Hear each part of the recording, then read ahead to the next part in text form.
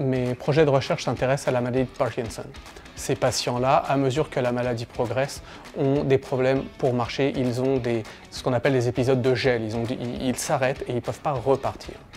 Alors nous, ce qui nous intéresse, c'est pour les patients qui sont dans des stades avancés de la maladie, qui sont candidats à des chirurgies d'implantation cérébrale, c'est de comprendre comment ça se passe à l'intérieur de leur tronc cérébral, comment est modulée l'activité des neurones en rapport avec la marche.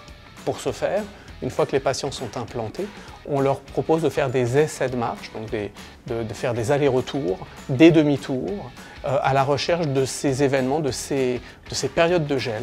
Et on essaye de corréler ces événements à la marche avec les modulations d'activité dans le tronc cérébral.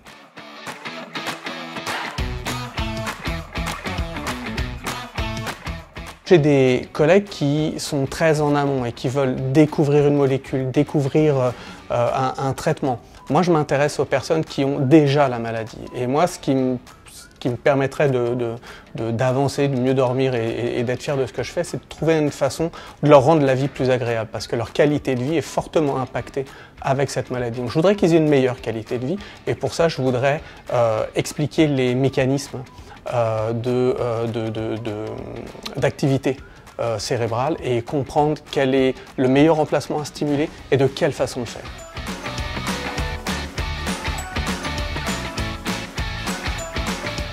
Alors moi, ce qui me passionne dans le métier, c'est ce qu'on appelle l'érotisme des sciences, en fait. C'est être au contact de ce flot de connaissances, d'être capable d'avoir acquis des méthodes pour obtenir la réponse à une question à partir du moment où on se la pose. Et ça, c'est extrêmement grisant. C'est la passion de la connaissance, de la compétence, des méthodes pour acquérir une réponse et être certain que cette réponse est de qualité.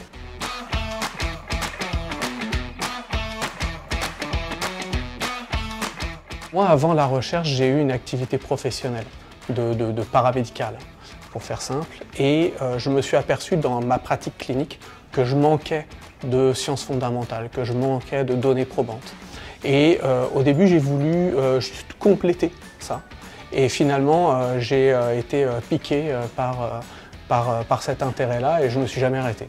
Donc je suis reparti à l'université, puis j'ai fait maîtrise doctorat et je suis rendu là où je suis actuellement. Mais ça partait d'une question, ça partait d'un besoin de consolider mes connaissances et puis je ne me suis jamais arrêté.